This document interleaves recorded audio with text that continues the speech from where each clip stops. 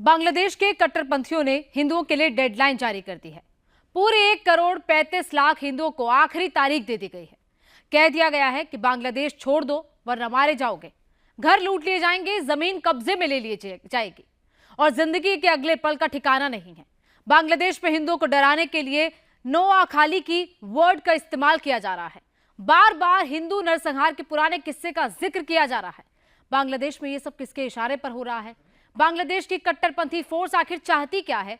हिंदुओं को डराने के पीछे उसका असल मकसद क्या है? देखिए इस रिपोर्ट में।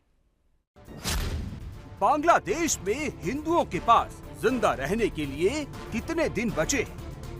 অতি সত্তর ভেঙে যাও, অতি সত্তর ভেঙে যাও। তোমার বাবারা ভেঙে গেছে, তোমার দাদারা ভেঙে গেছে, শেখ হাসিনা ভেঙে গেছে। তোমরা পাত্রাজি ফাজলামি করিও না, লড়র ফড়র করিও না। সাবধান করে দিতেছি, সাবধান হয়ে যাও। এক সপ্তাহ তোমাদেরকে আলটিমেটাম দিয়ে দিলাম, এক সপ্তাহের আলটিমেটাম, তারপরকে তোমাদেরকে দেখে নিব। 7 दिन 168 घंटे बाद क्या बांग्लादेश से हिंदुओं को मिटा दिया जाएगा? আমি হিন্দুদেরকে বলবো এটা দিল্লি নয়, এটা বাংলাদেশ। আমি বলবো এটা ইন্ডিয়া নয়, এটা শাহজালালের পুণ্যভূমি বাংলাদেশ। যদি আমাদের সাথে আপনারা খেলতে চান মাঠে আসেন, আমরা খেলার জন্য প্রস্তুত। क्या ढाका में 1946 जैसा नोआखाली नरसंहार होने वाला है?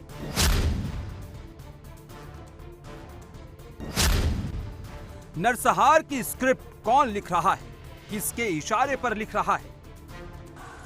5 अगस्त के बाद से बांग्लादेश के हिंदू डर के साए में जी रहे हैं। डर है जान जाने का, डर है इज्जत गंवाने का, खौफ है जिंदा जला दिए जाने का। लोग घरों से बाहर नहीं निकल रहे हैं। আজকাল তোমার ভয়ের কারণে এই পুরান ঢাকার কত হিন্দু, আমি এখানে অনেক কম হিন্দু দেখতেছি, একটাও হিন্দু আসে নাই। যে হিন্দু লোকগুলোকে অনুরোধ করতেছি, যারা আপনারা এখনো ঘরে আছেন তারা যদি এভাবে বসে থাকেন দেখবেন যে ঘরের মধ্যে আগুন দিয়া আপনারা জীবন্ত পড়তেছেন।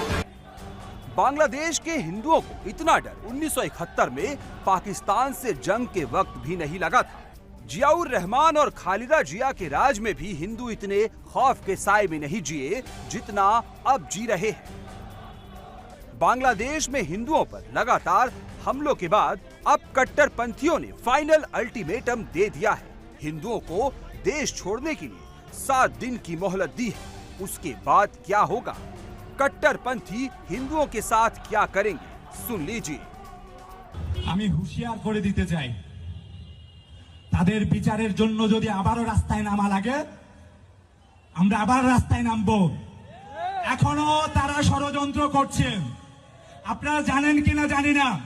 কখনো হিন্দু নামে, কখনো সংখ্যালঘু নামে, কখনো চট্টগ্রাম প্রেস ক্লাব বলে, চট্টগ্রাম প্রেস ক্লাবের তারা কি বলেন, নেতা লিডার বলেন, তথাকথিত সাংবাদিক বলে।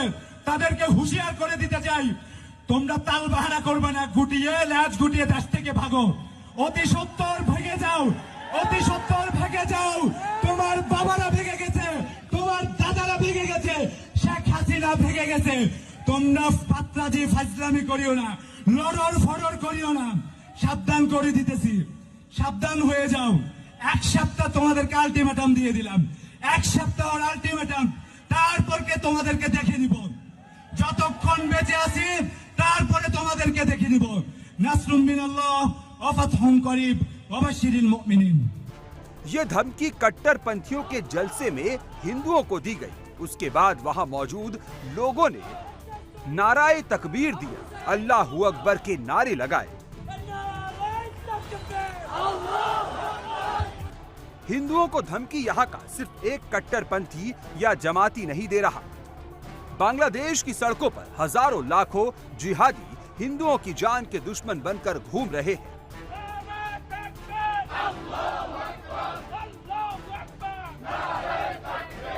अब दूसरे कट्टरपंथी को सुनिए। उसके शब्द जरूर अलग हैं, लेकिन इरादे पहले कट्टरपंथी जितने ही खतरनाक हैं।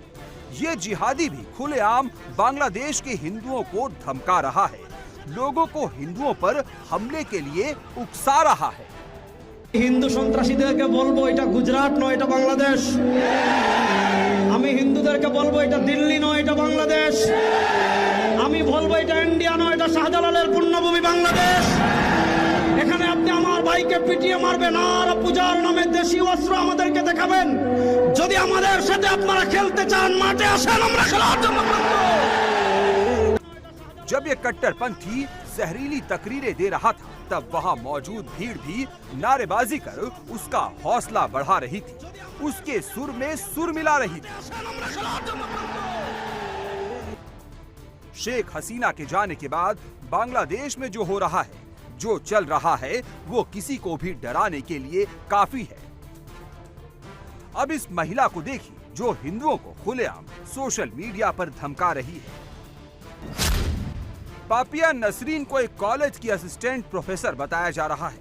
ये भी हिंदुओं को भारत जाकर पूजा करने के लिए कह रही है और ऐसा ना करने पर नोआखाली जैसे नरसंहार की धमकी दे रही है। बांग्लादेश के हिंदुओं के सामने बार बार नरसंहार, नोआखाली जैसे शब्दों का इस्तेमाल किया जा रहा है। उन्हें कहा जा रहा है कि देश छोड़कर चले जाओ या फिर इस्लाम कबूल कर लो। नोआखाली में क्या हुआ था जान लीजिए। भारत की आजादी से पहले 1946 में नोआखाली में सांप्रदायिक दंगा हुआ। हिंदुओं की बड़ी बस्तियों पर मुस्लिम कट्टरपंथियों ने हमले किए। कहा जाता है कि इन हमलों में 5000 से ज्यादा लोग मारे गए, 20,000 से ज्यादा लोग घायल हुए। कई हिंदू महिलाओं के साथ रेप किया गया, कई को जिंदा जला दिया गया। हिंदुओं को बार बार इन्हीं दंगों का जिक्र कर डराया जा रहा है, मजबूर किया जा रहा है कि वो या तो दुर्गा पूजा छोड़ दें या फिर बांग्लादेश छोड़कर चले जाएं। शेख हसीना के जाने के बाद बेकाबू हो चुके कट्टरपंथी लगातार हिंदुओं पर हमले कर रहे हैं। कट्टरपंथियों के आगे सरकार सरेंडर कर चुकी है और अब आंकड़े छिपाने का काम शुरू हो चुका है। बांग्लादेश में 5 अगस्त के बाद हिंदुओं पर हमले का आधिकारिक आंकड़ा 122 बताया जा रहा है, जबकि ये सच से कोसों दूर है। Bangladesh Hindu Buddhist Christian unity council का दावा है कि हिंदुओं पर हमलों की 2010 घटनाएं हो चुकी है। इनमें से ज्यादातर केस पुलिस ने दर्ज नहीं किए हैं या फिर इन्हें हिंदुओं पर हमले के तौर पर देखा नहीं जा रहा है। Bangladesh Hindu Buddhist Christian unity council ने हमलों को लेकर जो आंकड़े जारी किए हैं, उसके मुताबिक अब तक 69 हिंदू मंदिरों में तोड़फोड़ आगजनी हो चुकी है। हिंदुओं के 915 घरों पर हमले हुए हैं, घरों को आग लगाई गई है, उन्हें लूट लिया गया है। हिंदुओं के ही 953 व्यापारिक संस्थानों को भी कट्टरपंथी निशाना बना चुके हैं। हिंदुओं के मंदिरों पर हमले हुए, लोगों के घरों को आग लगा दी गई, हिंदू महिलाओं के साथ रेप किया गया। ये पूरी दुनिया ने देखा, लेकिन इनमें से ज्यादातर घटनाओं को रिकॉर्ड पर नहीं लिया गया। हिंदुओं पर हमले का ताजा एग्जाम्पल देखिए। ये खुलना जिले के हिंदू व्यापारी सौरभ सरकार है, जिनका शव तालाब से बरामद किया गया। 24 सितंबर को सौरभ सरकार का अपहरण किया गया, जिसके बाद सौरभ का मोबाइल स्विच ऑफ हो गया। 5 दिन बाद सौरभ का शव फुलतला के तालाब से बरामद किया गया। सौरभ की मौत के बाद परिजनों का रो रो कर बुरा हाल है। प्रेग्नेंट पत्नी को समझ नहीं आ रहा कि अब वो कहां जाकर गुहार लगाए। मौलवी बाजार की सुची रानी नाथ भी लापता चल रही है। सुची रानी नाथ मौलवी बाजार टेक्निकल कॉलेज में परीक्षा देने गई थी, जिसके बाद नहीं लौटी। वो कहां गई, परिवार को भी नहीं पता। हिंदुओं पर ताजा हमले के एग्जाम्पल पूरे बांग्लादेश में है। कट्टरपंथी हर जगह चुन चुन कर हिंदुओं को निशाना बना रहे हैं। घर जला दिए जा रहे हैं। फेनी जिले में बीती रात एक हिंदू का घर तबाह कर दिया गया, पूरा परिवार सड़क पर आ गया है। बांग्लादेश में मौजूद जिहादियों ने 5 अगस्त को भी इस घर को आग लगा दी थी। जैसे तैसे परिवार ने घर को दोबारा बनाया, लेकिन फिर इसे आग में झोंक दिया गया। कट्टरपंथ के अंधेरे में गुम होते जा रहे बांग्लादेश में हिंदुओं की जिंदगी बुरे संकट में फंस चुकी है। ना जान सुरक्षित है, ना ही माल और इज्जत। ना सरकार सुनती है और ना ही पुलिस एक्शन लेती है।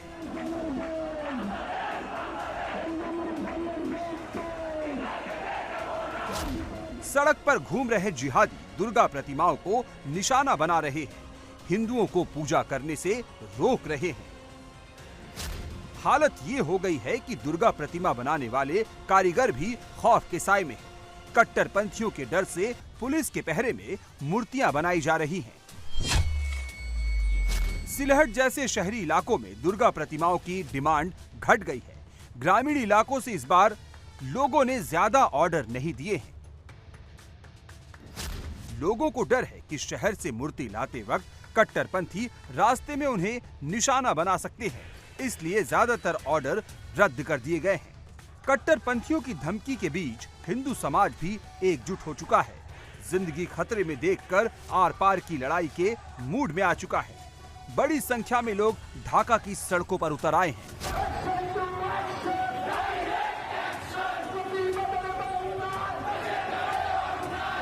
मशाल जुलूस निकालकर हिंदुओं ने ऐलान कर दिया है कि वो किसी से डरने वाले नहीं हैं। कट्टरपंथियों के डर से वो अपना धर्म छोड़ने वाले नहीं हैं। बांग्लादेश की जमीन क्राइसिस जोन में बदलती जा रही है।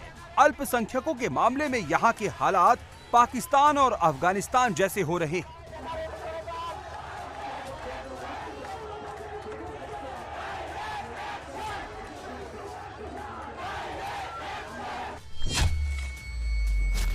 हिंदू अमेरिकन फाउंडेशन की रिपोर्ट के मुताबिक 1964 से लेकर 2023 तक करीब 1 करोड़ हिंदू बांग्लादेश छोड़ चुके हैं। हर साल 2,30,000 हिंदू बांग्लादेश छोड़कर जा रहे हैं।